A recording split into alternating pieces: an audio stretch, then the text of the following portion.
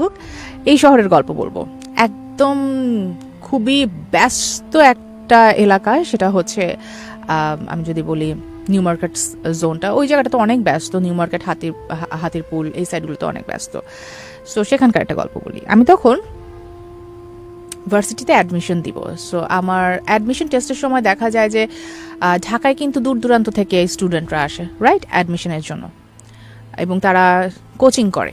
So এরকম আমার ক্লাসের ওদের সাথে আমার অ্যাডমিশনের জন্য যখন আমি মানে কোচিংয়ে ভর্তি হই, কোচিং করি, তো কোচিংয়েই আমার ওই ফ্রেন্ডগুলোর সাথে পরিচয়। তো তাদের একজনের নাম ছিল তারেক এবং আরেকজনের নাম ছিল আরিফ। তো ওরা দুইজন একই গ্রামের। তো ওরা ঢাকায় আসে এবং একসাথে জাস্ট হচ্ছে একটা রুম ভাড়া নেয়। এবং ওরা আসলে ছিল তখন, ওরা প্রথমে আসে নিউ মার্কেটের ওই সাইডটাতে, এরপর ওখান থেকে তারা চলে আসে আমাকে যেটা বলো হাতিরপুলের দিকে। ওকে। এবং হাতিরপুলে যে বাসাটা ওরা আসে উঠে, খুবই সুন্দর, ওদের ভাষা মতো খুবই সুন্দর একটা বাসা পুতুল। এবং হ্যাঁ, আমরা একবার গিয়েছিলাম, আমরা প্রায় 10-12 জন ফ্রেন্ড মিলে ওদের বাসায় গিয়েছিলাম। বিশাল বড় বাসা, বিশাল বড় বলতে গিয়ে কি 1000 কি 1000 স্কোয়ার ফিটের বাসা হবে, 1000 এরকম 1100 স্কোয়ার ফিট একটা বাসা, 3টা bedroom, drawing dining and all that. And ওরা তো আর এত বড় বাসা ভাড়া নেওয়ার কোনো মানে হয় না। তো ওরা একটা ফ্যামিলির সাথে সাবলেটে উঠেছিল ওই বাসাটাতে। ফ্যামিলিটাতে খুব অল্প মানুষ ছিল, মানে বয়স্ক দুজন হাজব্যান্ড ওয়াইফ, তাদের একটা ছেলে ছিল যে জবের খাতিরে ঢাকার বাইরে থাকতো, এই তো, আর ওরা দুজন ছেলে, বাস এই কয়জন। তার মাঝে ওই বয়স্ক যে দুজন ছিলেন আঙ্কেল আন্টি, ওনারা দেখা যেত মাসের 7 দিন, 10 দিন, 15 দিন গ্রামের বাড়িতে থাকতেন। ঢাকায় যে থাকা হতো না তা না, ঢাকায় অন্য পারপাসে অ্যাকচুয়ালি ওরা ফ্ল্যাটটা রেখেছিল। তো যাই হোক, ওরা নিজেদের মতো করে থাকতে পারতো, এত সুন্দর পরিষ্কার পরিচ্ছন্ন একটা পরিবেশে ভালো লাগতো। ওই মেসে থাকা চাইতে এইভাবে থাকাটা ভালো তাদের কাছে। তো সেখান থেকে মানে হাতিরপুল থেকে ওরা মৌচাকে এসে ক্লাস করতো। তো যাই হোক, ওরা যেটা বললো, প্রথম 1-1.5 মাস ভালোই কাটছে, সব কিছু সুন্দরভাবে গেল। হয়তো ওরা আসলে খেয়ালও করেনি, বিকজ আমরা যখন আসলে কোচিংয়ে পড়ি অ্যাডমিশন টেস্টের জন্য, তখন দেখা যায় যে এত প্রেশারে থাকে প্রত্যেকটা স্টুডেন্ট, এত প্রেশারে থাকে পড়াশোনা, মানে জগতে 24 ঘন্টার মাঝে মনে হয় আমরা 18 ঘন্টায় আমাদের পড়তে হয় বা 16 ঘন্টা পড়তে হতো। সো এদিক সেদিক তাকানোর সময় নেই। ওরা মনে করেছে ছোট ছোট কিছু ঘটনা ঘটতো, যেমন হচ্ছে মানে মোবাইলটা সামনে রেখেছে, হুট করে মোবাইলটা গায়েব, গায়েব মানে গায়েব। ওর ফ্লোরটা ছিল 9 তলায়, সো ওইখানে ভাই জানালার পাশ থেকে মোবাইল নিয়ে যাওয়া পসিবল না, কিন্তু দেখতে একটু পরে মোবাইলটা আবার সেখানেই আছে। মানে এরকম টুকটুক টুকটুক ঘটনা। যেমন গ্লাসে পানি ঢেলেছে, এসে দেখে গ্লাস আছে, পানি নেই। অথবা খুব কম শুনছে এই জিনিসটা, নুপুরের শব্দ খুবই কম। ওরা ফিল করতো যে আশেপাশে উপরে নিচে ভাই কেউ না কেউ হয়তো বা নাচানাচি করতেছে বা কিছু একটা, যার কারণে শুনেছে। তো ওভাবে পাত্তা দিত না। তো ওরা ওই বাসাতে যখন ছিল 2 মাস, হ্যাঁ 2 মাস পার করে যখন 3 মাস হয়, এই 3 মাসের মাঝে ওই আঙ্কেল আন্টি মনে হয় 1 মাস ছিলেন তারা বাসায়, হ্যাঁ, আর 1 মাস এরকম বাসাটা ফাঁকাই থাকতো। ওরা ভাড়া দিয়ে দিত, ওরা ওদের মতো করে থাকতো, ওরা ওদের রান্না বান্না করে নিত। আর বাসাটা ক্লিন করার জন্য আঙ্কেল আন্টি একজন বুয়া রেখেছিলেন, যে হচ্ছে দিনে একবার আসতো, সবকিছু ক্লিন টিন করে দিয়ে চলে যেত। তো ওইভাবে চলতেছিল ভালোই। তো 3য় মাস যখন, তখন যেটা হলো যে ওদের কাছে মানে মনে হচ্ছে ডে বাই ডে জিনিসটা অনেক বেশি হচ্ছে। 3য় মাসের শুরুর দিকে আঙ্কেল আন্টি গ্রাম থেকে আসে, এবার তাদের মুখটুকু একদম শুকায় আছে, কোনো একটা কারণ নিয়ে তারা খুব চিন্তিত, তারা বুঝতে পারতেছে। তাদের ছেলেও আসে, ছেলে দেখা যেত মাসে 1 বা 2 বার এই ফ্ল্যাটটাতে আসতো। তো ছেলেও আসে, ছেলের সাথে কি হয়েছে না জানে না, তবে একদিন রাতে ওরা ওদের রুমে পড়ছিল, হুট করে রাত 12:30-1টা নাগাদ প্রচণ্ড ঝগড়া শুরু হয়ে যায় আঙ্কেল আন্টি এবং তার ছেলের মাঝে, 3 জনের মাঝে। কিছু একটা বিষয় নিয়ে প্রচণ্ড পরিমাণে ঝগড়া চলতো খুব। তো ওরা যেটা বললো যে আমরা শুনছিলাম ভাইয়া, মানে হচ্ছে আঙ্কেল আন্টির যিনি ছেলে ছিলেন, উনি বলছিলেন যে ভাইয়া কিছু একটা নিয়ে বারবার তার বাবাকে বলতেছিল যে তুমি এটা করলেই পারো, আমার জন্য এতটুকু করতে পারবা না, মানুষ কত কিছু করে, আমি তোমাদের একমাত্র সন্তান। তখন নাকি আন্টি বলছিল যে তুমি আমাদের একমাত্র সন্তান না, এটা তুমি বারবার ভুলে যাও। এবং ভাইয়া আবারও বলে আমি ওকে কোনো দিনও আমার ভাই বা বোন হিসাবে মেনে নিব না, বা এরকম সামথিং। তো এগুলো যখন শুনতেছিল তখন ওরা নিজেরাই একটু দুষ্টামি করতেছিল, হ্যাঁ আঙ্কেলের মনে হয় একটা অ্যাফেয়ার আছে, বা ওই ঘরে হয়তো বা কোনো সন্তান আছে যেটাকে ভাইয়া মেনে নিচ্ছে না, অ্যান্ড অল দ্যাট। তো যাই হোক, এটাকে ওরা ইগনোর করে নেয়। তো এরপর আন্টি যেটা বলে, ভাইয়া পরের দিন ভোরবেলায় চলে যায় আসলে। তো পরের দিন সকালে ওরা ক্লাসে আসে, ক্লাস শেষ করে দুপুর নাগাদ যখন বাসায় ফিরে তখন দেখা যায় আন্টি খুব বিমর্ষ মুখ করে বসে আছে, আঙ্কেল বাসায় নেয়। তো আমার ফ্রেন্ড তারেক জিজ্ঞেস করে আন্টিকে যে আন্টি কি হয়েছে, কোনো সমস্যা, আপনার মন খারাপ কিছু নিয়ে? তখন বলে না রে বাবা কিছু না, সংসারে হচ্ছে দুই ছেলে মেয়ের মধ্যে যখন আসলে অশান্তি হয় তখন খারাপ লাগাটা স্বাভাবিক। এটা বলেই আবার সাথে সাথে সে চুপ হয়ে যায়, সে তার রুমে চলে যায়। তো ভাইয়া বলতেছে দুই ছেলে মেয়ে নির্ঘাত, ভাইয়া আর একটা কোনো বোন আছে হয়তো ওনার সাথে ঝামেলা, যাই হোক আমরা আমাদের কাজ করি। ওরা আবার পড়তে বসে। ওই দিন থেকে যেটা ওরা ফিল করে, প্রত্যেক দিন রাত হলে শুরু হয় অসম্ভব পরিমাণে ডিস্টার্ব। কেমন ডিস্টার্ব?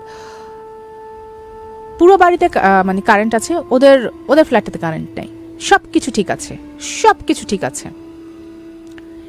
এবং যখনই এই ঘটনাগুলো ঘটতে থাকে তখনই আঙ্কেল আন্টি নিজেদেরকে রুমের মধ্যে আটকে ফেলে, ওনারা রুম থেকে বের হয় না। আর যেহেতু আমার ফ্রেন্ডের স্টুডেন্ট, ওদেরকে পড়তে হবে, সো কারেন্ট না থাকলে এটা ওদের জন্য সমস্যা। প্রায় কারেন্ট দেখা যেত সারা রাত কারেন্ট নাই। আবার দেখা যাচ্ছে যে বাথরুমের দরজা কেউ প্রচন্ড জোরে জোরে হচ্ছে বাড়ি দিচ্ছে, বাড়ি দিয়ে আটকাচ্ছে না, বাড়ি দিচ্ছে, ইচ্ছা করে বাড়ি দিচ্ছে। এইটা প্রথম কয়েকদিন ঘটলো। এরপরে শুরু হলো গ্লাস ভাঙা। প্রথমে খাওয়ার রুমে যে গ্লাসগুলো থাকতো, পানির গ্লাস, মগ, এগুলো ভাঙা শুরু হলো। এরপর হচ্ছে বেসিনের সাথে যে গ্লাস ছিল, ওই যে আয়না, ওই আয়নাটা ভেঙে ফেললো। প্রত্যেকবার এই ধরনের ঘটনা যখন ঘটছে, এবারে তো এগুলো ভীষণ পরিমাণে ভয়ের বিষয় ঘটতে থাকলো। সো আমার ফ্রেন্ড তারেক এবং আরিফ, ওরা হচ্ছে একদিন না পারতে রুম থেকে কোনোভাবে বের হয়ে আঙ্কেল আন্টির দরজার অনবরত নক দিচ্ছে, আন্টি তো দরজাটা খুলেন, আন্টি তো দরজাটা খুলেন। কেউ দরজা খুলতেছে না এবং কোনো কথা বলতেছে না। তো ওরা তাড়াতাড়ি রুমে ঢুকে গিয়ে ওনাদেরকে বারবার ফোন দিচ্ছে। তো ওরা আবার ভাবতেছে যে আঙ্কেল আন্টির কিছু হলো কিনা। সাথে সাথে ওনাদের ছেলেকে ফোন দিচ্ছে যে ভাইয়া এরকম এরকম ঘটনা এই ঘটতেছে, আঙ্কেল আন্টি তোকে ফোন ধরে না, দরজাও খুলে না। তখন ছেলেটা বলে ওনাদের যা খুশি হোক, ওনারা ওনাদের মেয়েকে নিয়েই থাকুক, আমাকে আর কখনো ফোন দিবা না। তারা আমার ফ্রেন্ডরা তো খুব অবাক, কি হইতিছে রে ভাই। আচ্ছা যাক, ওই রাতটাও গেল। পরের দিন সকালবেলা ওরা ওই দিন কোচিংয়ে আসে নাই।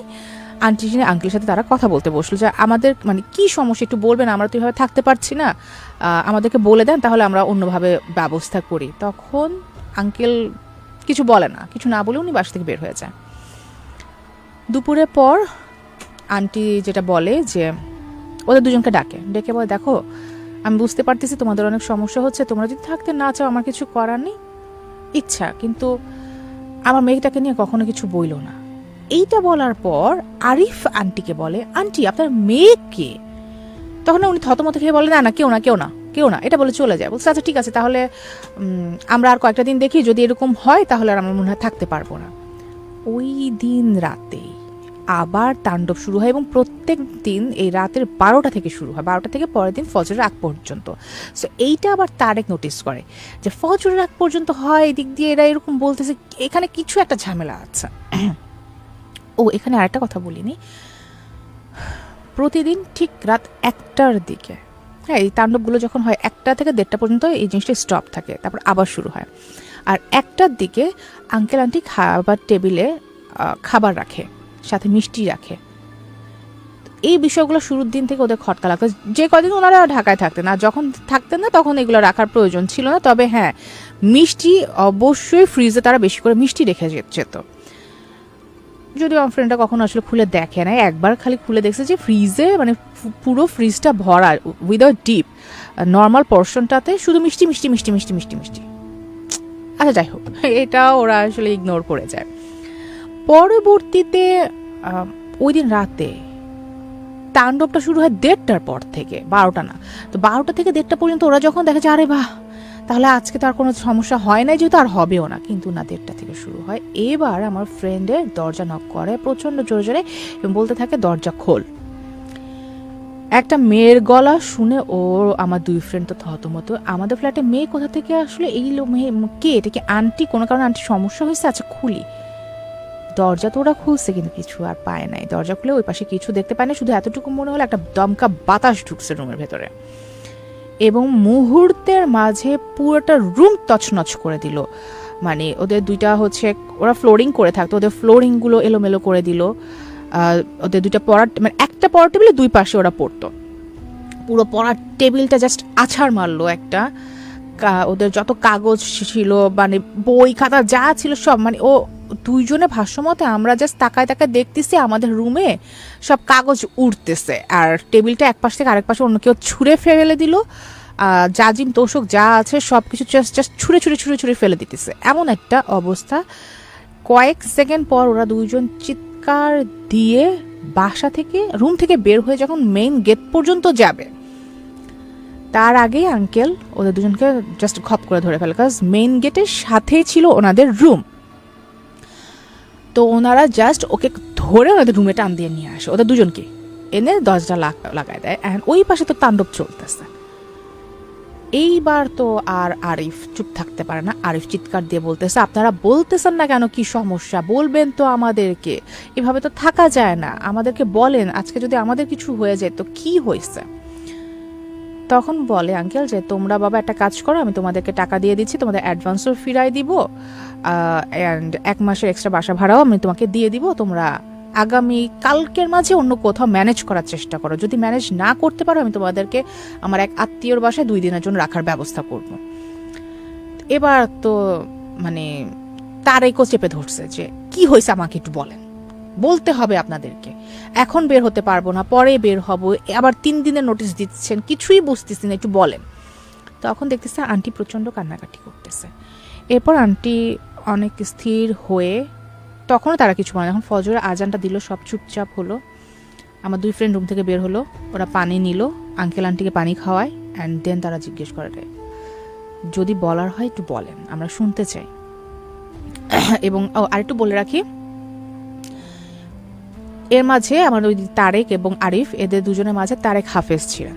তো ও বলে যে আমি কিছুটা আন্দাজ করতে পারতেছি যে এখানে প্যারানর্মাল কিছু হচ্ছে, কিন্তু আপনি যদি মুখ না খুলে বলেন আমি মনে হয় না আপনাদেরকে হেল্প করতে পারবো। তখন আন্টি বলে যে দেখো বাবা, আমাদের তো একটাই সন্তান, কিন্তু বিয়ের প্রায় 4-5 বছর পর্যন্ত যখন আমার কোনো বাচ্চা হচ্ছিল না, অনেক মানে ট্রিটমেন্ট করাই, অনেক জায়গা থেকে অনেক তদবির নেওয়া হয়, কোনো কিছুতে কিছু না হওয়ার কারণে শেষকালে নাকি ওরা এমন একজন বাবার কাছে যায়, মানে বলে হুজুর, আবার তাকে অনেকে বাবাও ডাকে, মানে সে নাকি জিন পালতো।